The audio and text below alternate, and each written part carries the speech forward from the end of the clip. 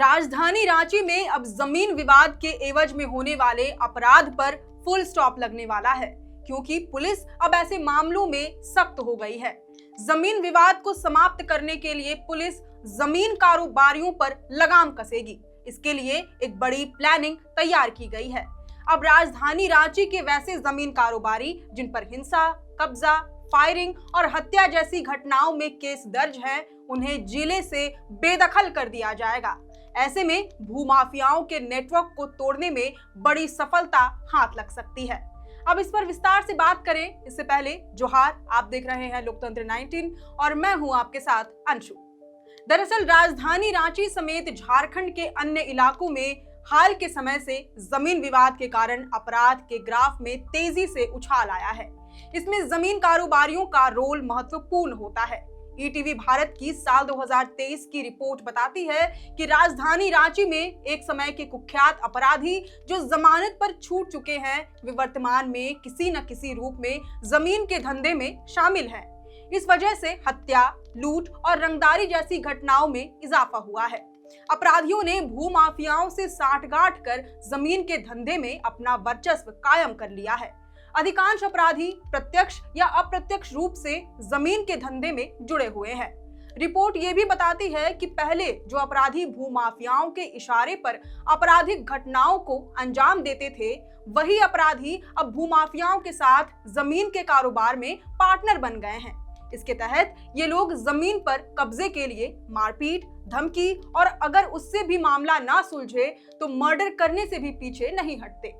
Report के अनुसार रांची शहर में पूरब, पश्चिम, उत्तर, दक्षिण हर तरफ जमीन कारोबारियों का नेटवर्क फैला हुआ है।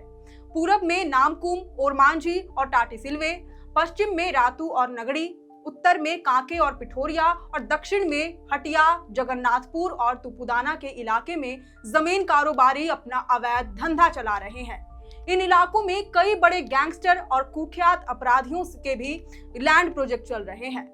ऐसे जमीन कारोबारियों पर नकेल कसना अत्यावश्यक हो गया है। पुलिस भी लंबे समय से इसी प्रयास में जुटी हुई है। जमीन विवाद में हुई पूर्व की घटनाओं से सबक लेकर पुलिस अब कारोबारियों का क्राइम बेस्ड डेटा तैयार कर रही है। दैनिक भास्कर की रिपोर्ट के मुताबिक वैसे जमीन कारोबारी जिनके खिलाफ अलग अलग थानों में आर्म्स एक्ट के मामले दर्ज हैं, उन्हें चिन्हित कर लिस्टिंग की जा रही है। आर्म्स एक्ट के आरोपी जमीन कारोबारियों को 3 कैटेगरीज में बांटा गया है। जिस जमीन कारोबारियों के खिलाफ 5 या उससे अधिक आर्म्स एक्ट के मामले दर्ज हैं, उसे जिला बदर करने की तैयारी की जा रही है, यानी उसे जिले से एक निश्चित समय के लिए बेदखल कर दिया जाएगा। ऐसे जमीन कारोबारियों की लिस्ट भी पुलिस तैयार कर रही है। इन्हें अधिक से अधिक समय तक जेल से बाहर आने से रोकने के लिए पुलिस हर संभव प्रयास करेगी, ताकि ये बाहर आकर कोई आपराधिक घटना को अंजाम न दे सके। वहीं जिस जमीन कारोबारी के खिलाफ 2 या उससे अधिक मामले दर्ज हैं, उससे थाने में हाजिरी लगवाने की योजना बन रही है।